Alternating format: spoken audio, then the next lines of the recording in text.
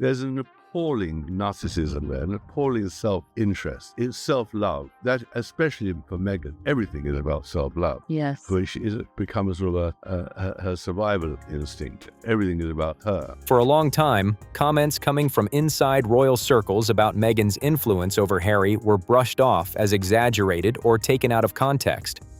Mentions of her changing him or reshaping his decisions were often grouped into the same category as typical royal speculation, interesting to read but easy to dismiss. But that perspective is starting to shift. Because Tom Bower's upcoming book Betrayal, scheduled for release on March 26th, is bringing those same ideas back into focus, this time supported by detailed claims, timelines, and accounts that are already drawing significant attention before the book is even officially out. And what's making the situation even more intense is how the conversation around it has evolved. Instead of fading away, the early reactions and growing curiosity have pushed the story further into the spotlight. In fact, the level of attention surrounding the book suggests that interest has only accelerated, with many now watching closely to see how these claims will be addressed once everything is fully revealed. So what exactly is Tom Bower claiming in this new material? According to his research, that comment wasn't just thrown out casually and forgotten. He describes a series of changes that, taken individually, might not seem unusual, but together begin to form a much bigger picture. Where's all the money gone? A few months later, in autumn 2025, the Sussexes faced a harsh reality. The foreign tours and the Invictus competition had been lucrative, yet they were fast running out of money. With high security costs, they needed every year at least $3 million after paying tax to survive. Yeah, I think professionally they've gone down dramatically, and I predicted it in the book, but even I would not have thought it'd be that accelerated. He points to shifts in Harry's personal life that reportedly stood out to people who had known him for years. Long-standing friendships appeared to fade, communication with certain individuals became more limited, and even small details, like changes in contact information, were interpreted by some as signs of distance rather than coincidence. At the same time, there were observations about how his outlook seemed to evolve, with preferences, opinions, and even frustrations becoming more aligned with Meghan's perspective. Bower's argument isn't built around one dramatic moment. Instead, it focuses on a sequence that he suggests repeats across different areas of Harry's life. From friendships to family relationships, from institutional ties to public roles, he describes a progression that follows a similar path each time, connections becoming weaker, influences shifting, and existing structures gradually breaking down. And what makes this particularly notable is that he presents it not as a single claim, but as a pattern that develops over time. One detail leads into another, each reinforcing the previous point, creating a narrative that he believes explains how these changes unfolded step by step.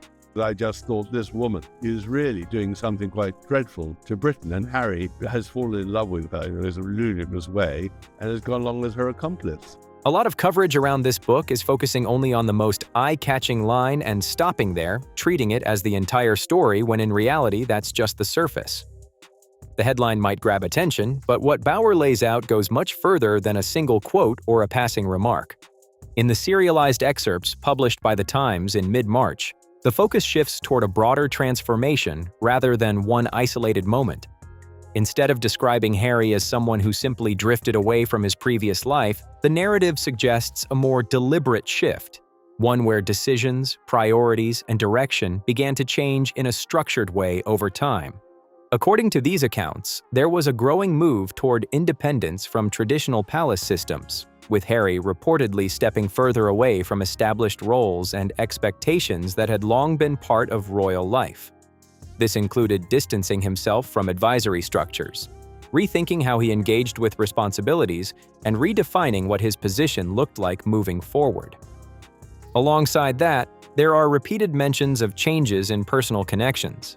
He has a problem because he's lost his charity centre in Africa. He had to get better up, and all these commercial deals are declining. I think that his reputation is somewhat toxic, and I think Invictus is his only lifeline, and there'll be problems with that. Long-standing friendships became less visible, communication patterns shifted, and certain decisions, like altering contact details without informing people from his past, stood out to those observing from the outside.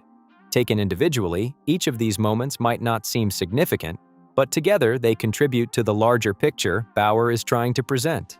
According to Bauer's account, one of the most discussed turning points came during a reported meeting at Kensington Palace in 2018, where tensions between the couples were said to surface more openly. Well, you know, Piers, you're the first person to say how limited Prince Harry is, unfortunately. And how his wife trades off her husband's fame and fortune, or not so very fortune now. I mean, this is the problem. But we're still interested because, after all, he's a great character in our modern day. The book describes a situation in which William and Catherine attempted to step in, expressing concerns about how quickly the relationship was progressing and how it might affect the broader dynamic within the royal family.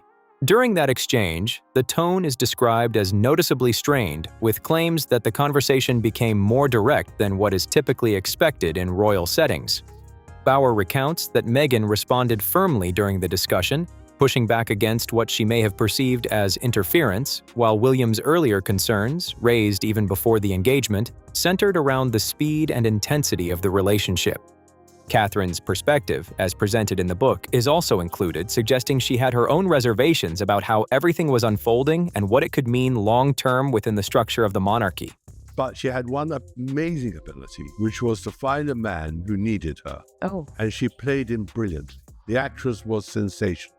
Individually, moments like this can be interpreted in many different ways. A disagreement, a tense conversation, or a difference in opinion doesn't necessarily define a larger pattern on its own. But what Bauer is attempting to highlight is something broader. Multiple accounts, coming from different individuals, all pointing toward a similar trajectory over time. When observations from figures like Camilla, William, Catherine, and others begin to align in how they describe changes, it shifts the conversation away from isolated claims and towards something that appears more consistent across different perspectives. So long, and these guys were so wonderful. I just collapsed in his arms crying. And this is where the narrative begins to move beyond internal royal dynamics and into a wider context. Because the focus doesn't stay within the family alone. It extends outward into professional spaces as well, including one of the most significant projects Harry was ever associated with, his charity work. In 2023, leadership within Centabal saw changes when Dr. Sophie Chandauka, a highly accomplished corporate finance lawyer and MBE recipient, stepped into a key role connected to the organization Harry co-founded, an initiative he had once described as central to his purpose. Comparison there, because Harry continues to back Meghan Markle, publicly back her, and all of her terrible behavior, not to mention the fact that Johnny Depp has always been a bad boy film star rather than a royal trying to do good in the world.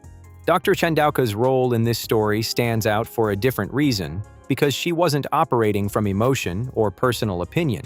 She approached the situation from a data-driven perspective. According to Bauer's account, during a fundraising trip from Singapore to Tokyo supported by a major international donor, she took the opportunity to present findings that were meant to reflect how Harry was being perceived across a much broader network. What she brought forward wasn't based on a handful of conversations or isolated feedback. It was the result of a structured brand analysis conducted across dozens of organizations and stakeholders, each asked to evaluate a straightforward but revealing question about their willingness to be associated with Prince Harry. I realized how successful she'd be. Here was a woman who was nothing. I mean, born, broken family, the whole thing, unknown actress, all the rest of it, becomes a global star, which is what she wanted. When she was about 9 or 10, she said to her father, I want to be famous, I want to walk down the red carpet. And she has now done that. And she's calculated that she could be a great success. And by marrying Harry. The scale of that research is what gives the moment its weight. This wasn't a small sample or a selective viewpoint. It was a wide-ranging assessment designed to capture how his public image was landing in professional and philanthropic circles. And according to Bauer, the conclusion she shared during that flight was not easy to ignore. Sitting across from him in that setting, she reportedly communicated that his personal brand, which had once carried significant influence and credibility, was no longer being viewed in the same way. It's the kind of feedback that rarely gets delivered so directly, especially to someone in his position. And that's exactly why this moment is being highlighted as a key turning point in the broader narrative. that Mr. Bauer's commentary has long crossed the line from criticism into fixation. This is someone who has publicly stated the monarchy in fact depends on actually obliterating the Sussexes from our state of life, language that speaks for itself. According to Bauer's account, the feedback went even further, moving beyond general perception into specific concerns that were being raised by donors and partners. There were indications that certain projects, particularly high-profile media ventures, were not being viewed as positive associations in the way they might have been expected. One point that quickly gained attention in discussions around the book was the suggestion that these concerns extended not only to Harry's individual positioning, but also to how Meghan was being perceived within that same context. The claim presented was that her public image, particularly in key markets like the United States, was not adding the kind of value that would typically strengthen a joint brand, and in some cases may have been seen as having the opposite effect. There's a major problem. And I think as of this week, the signal for a great problem is that she turned up at Kevin Costner's party for the emergency workers. Which she skipped last year. She skipped that last year. That's a great point. Last year. What stands out in this moment is not just the claim itself, but how it was reportedly delivered, directly, without framing, and based on collected feedback rather than personal opinion. And Harry's response, as described by Bauer, adds another layer to the situation. Instead of focusing on the specifics of the analysis or questioning the methodology behind it, he reportedly drew a comparison to another high-profile public figure who had faced intense scrutiny but still managed to maintain financial backing and public support. Harry and Meghan are going to be petrified about the idea of Tom Bauer snooping back into their married life, right? That comparison reflects a different way of viewing reputation and recovery, one that contrasts sharply with the structured, data-based perspective that had just been presented to him, and highlights the gap between perception, strategy, and reality in how public figures navigate their image. But what makes this moment even more revealing is what it suggests about the difference between perception and reality. Because while Harry appeared to be looking for examples of recovery and resilience in other public figures, the feedback he had just received wasn't about temporary controversy. It was about long-term positioning and how consistently that image was being received across multiple sectors. In some ways, he does despise his wife. I mean, we saw that on the recent Middle Eastern tour, when he was constantly rejecting her attempt at public displays of affection because he knows that what she's doing is like ownership. It's not about love, it's not about affection, it's about ownership, and it's about showing the world who is in control, and he can't stand that. From a branding perspective, those are two completely different situations. One is about surviving a public storm and eventually rebuilding, while the other is about a gradual shift in how credibility and trust are evaluated over time. And that distinction is exactly what Bauer's narrative keeps returning to. The issue being raised here isn't a single event or a short-term backlash. It's the idea that across different environments, media, philanthropy, partnerships, the same concerns are starting to surface again and again, creating a pattern that becomes harder to dismiss the more it repeats. Because when feedback from donors, advisors, and external organizations begins to align in that way, it moves the conversation beyond speculation and into something that looks much more structured. Not in a million years did Meghan think that she was going to score Prince Harry. She thought she was going to score Andrew until Fergie put a stop to it. And that's where the story begins to take on a different weight entirely, shifting from individual reactions to a broader question about how influence is built, maintained, and, in some cases, gradually lost over time. According to Bauer's account, the response that followed was brief but carried significant weight. The message, as described, centered around the idea that the landscape had shifted and that expectations from partners and supporters were no longer what they once were. It wasn't framed as criticism, but as a reality that needed to be acknowledged. She reportedly emphasized that future support would depend less on personal narratives and more on alignment with the mission itself. I think that's why he cuts quite a lonely figure, because his friends of all throughout his life do feel ostracized. He is just a bit of a lonely soul, where she's got her friends in America. He, though, is very much on his own, and I think it's quite sad. In other words, organizations and corporate partners were increasingly looking to connect with the cause being represented rather than the individuals attached to it. That distinction is subtle, but it changes everything. Because when the focus moves away from personality and toward purpose, it forces a reassessment of what actually drives engagement, credibility, and long-term support. And in that moment, the implication was clear. Public perception, whether fair or not, was beginning to influence how that balance was being viewed. What makes the situation stand out is not just what was said, but where and how it was delivered. A conversation taking place in a private setting, at a critical point, with information grounded in external feedback rather than internal opinion, carries a different kind of weight. And when that kind of message meets a response shaped by comparisons to entirely different public situations, it highlights a disconnect that goes beyond a single conversation, pointing instead to a broader challenge in how reputation, influence, and strategy are being understood moving forward. And this is where Bauer's narrative starts connecting all the dots into something much bigger than a single conversation on a plane.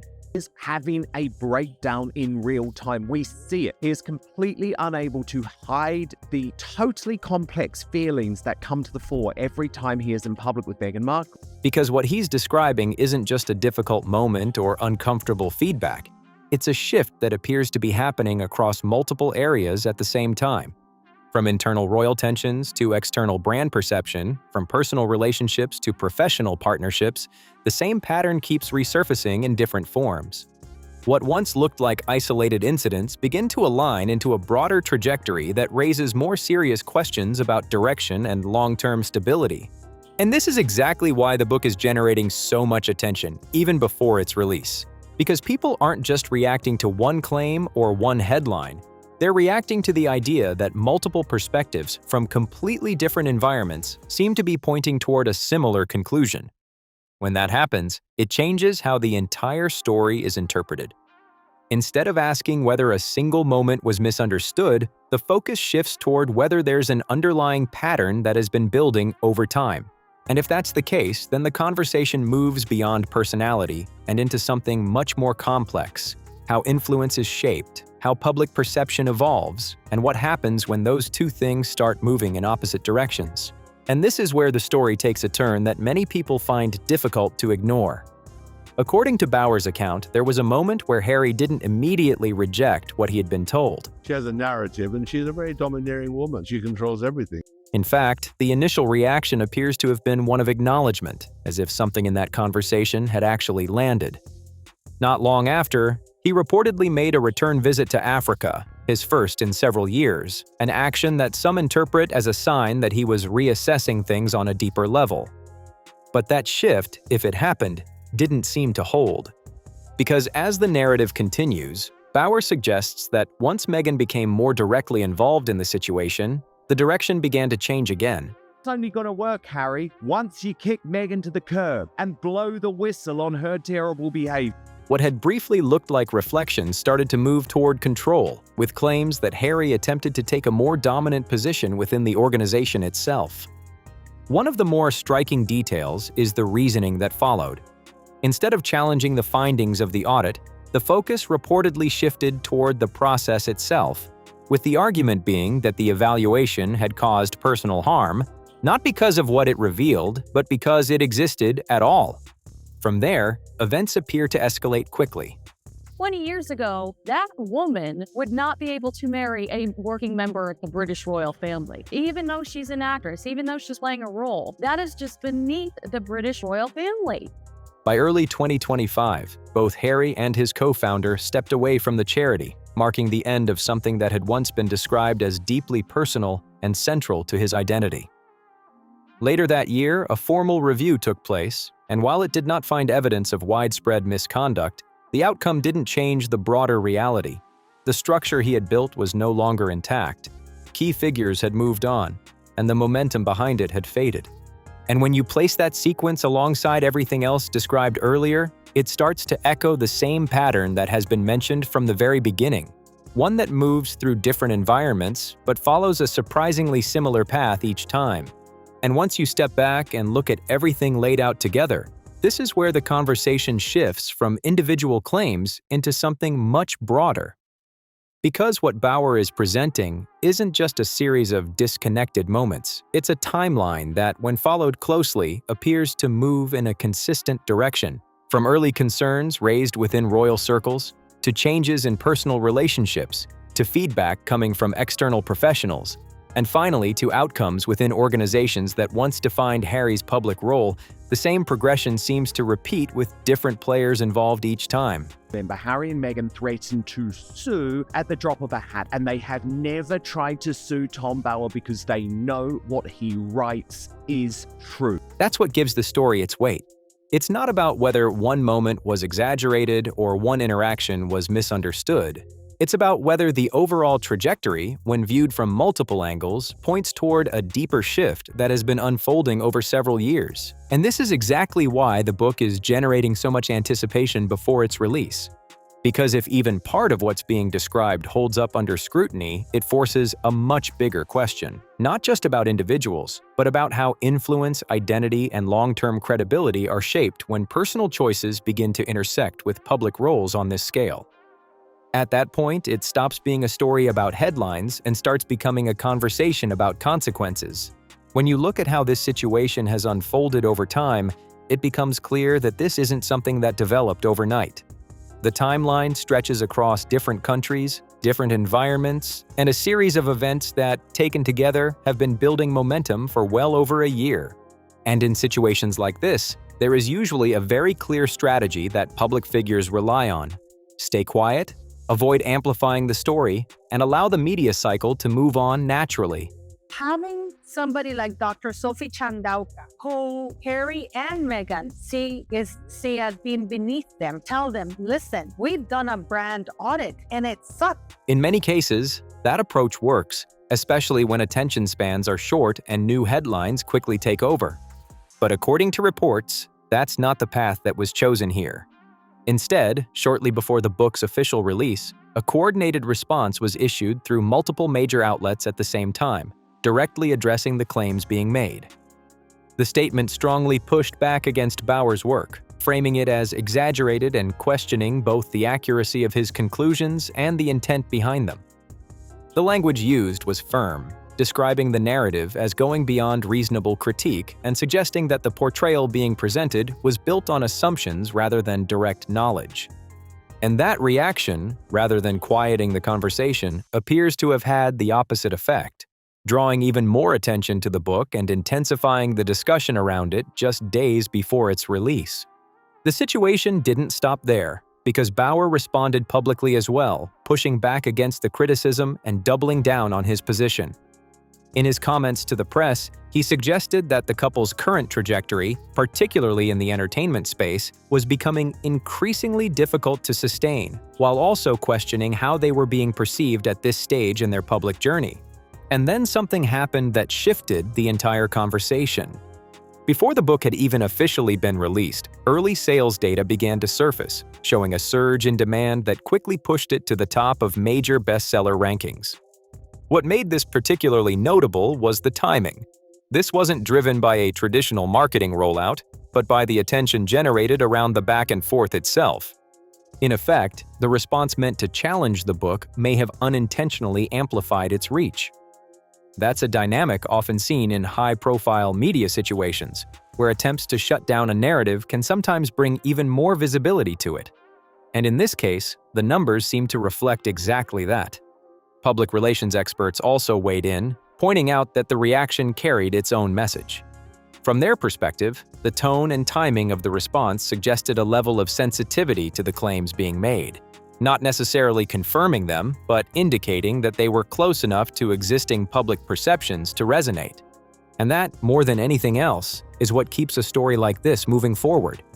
And this is where the response itself becomes just as interesting as the claims being made. Sussexes only will talk to people who repeat their own narrative. Yes. And who they can control. So the idea that you can get the truth from the Sussexes is contradiction. Because rather than addressing individual points directly, the focus shifted toward challenging the credibility of the author and the intent behind the book as a whole. What stands out to many observers is what wasn't addressed. There was no detailed breakdown of specific claims, no point-by-point clarification, and no direct engagement with some of the key elements being discussed. Instead, the emphasis remained on discrediting the narrative at its source, which, in situations like this, often raises as many questions as it answers. This pattern isn't entirely new. When difficult or uncomfortable information surfaces, whether it comes from within personal circles, professional environments, or external analysis, the response can sometimes move away from the content itself and toward the person delivering it. It's a shift that changes the focus of the conversation without necessarily resolving the underlying issues. And when you place that alongside earlier moments, changes in communication, distancing from certain relationships, and repeated accounts of similar reactions, it begins to form a recognizable pattern in how challenges are handled. It's the kind of dynamic that has been observed before in different contexts, and one that continues to shape how this entire situation is being interpreted as more details come into the public space. And this is where historical parallels start entering the conversation, adding another layer that makes the situation even more complex. According to royal biographer accounts, comparisons have been drawn to past moments in the monarchy where similar dynamics appeared to unfold, particularly when an outsider entered the royal structure and significantly altered its internal balance. One example that is often brought up is the story of the Duke and Duchess of Windsor, where an American woman became part of the royal narrative, and the consequences of that relationship reshaped the trajectory of a prince's role within the institution. Meghan never really understood, probably not even now, is that when she was cheered as a working royal, it wasn't because she was Meghan Markle, it was because she represented British royalty and all the values of the Queen and all the tradition and the 1,000 years of history. Observers have pointed to similarities in how relationships, responsibilities, and public perception shifted during that time. The comparison isn't being made lightly. It touches on recurring themes: distance from established circles, changes in influence, and a gradual move away from traditional royal expectations. Over time, those elements contributed to a complete redefinition of status and position within the monarchy. At the same time, historians are careful to note that no two situations are identical. There are ongoing debates about how events in the past were interpreted, with some arguing that earlier narratives oversimplified the roles individuals played, and that the reality was far more nuanced than it appeared on the surface. Those perspectives serve as a reminder that historical comparisons can offer context, but they don't always provide definitive answers.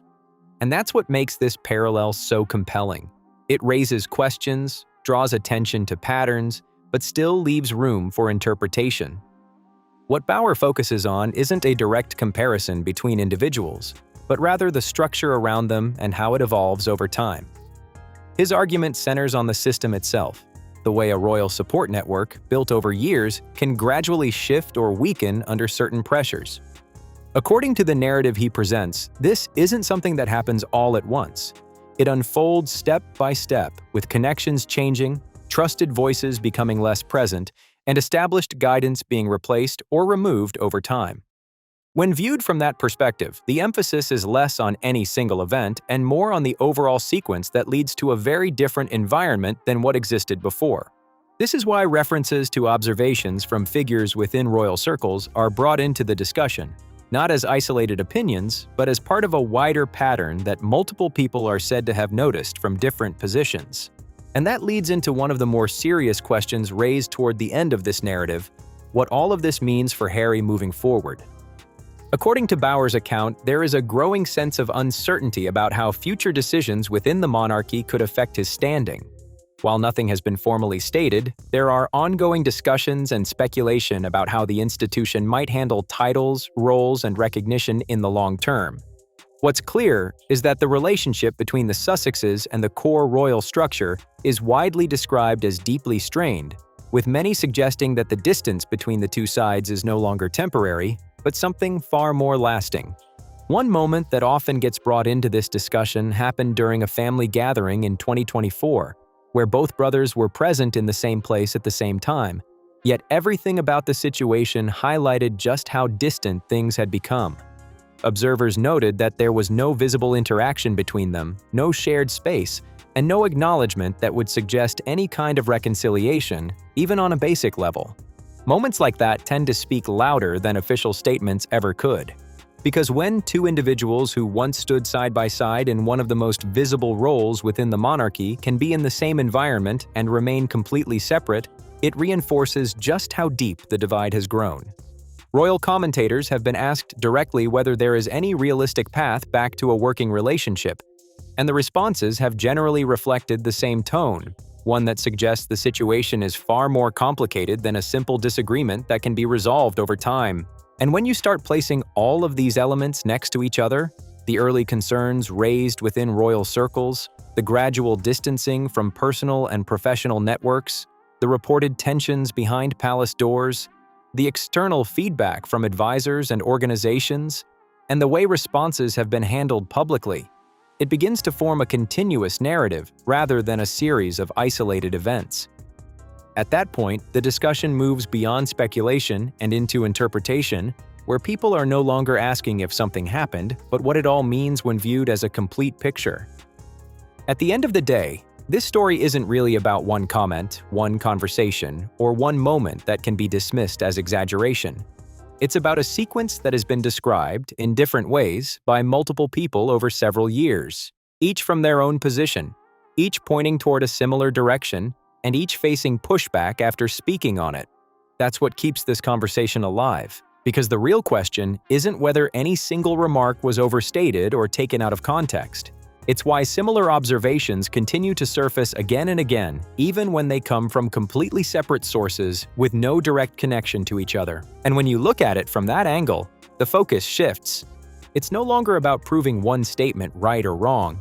It's about understanding why those perspectives keep aligning in the first place. But even that may only be the beginning, because according to Bauer's findings, some of the most controversial details don't come from early royal tensions or private conversations, but from much more recent events tied to public-facing projects. The claims surrounding later appearances, audience reactions, and specific moments captured during high-profile events introduce an entirely different layer to the story, one that moves beyond internal dynamics and into how everything is being perceived on a global stage. And that next part of the story is already starting to raise even more questions. So, if you want the full breakdown of what comes next and how it connects back to everything you've just heard, make sure you're subscribed to Thronaza, because this is one story that clearly isn't slowing down anytime soon.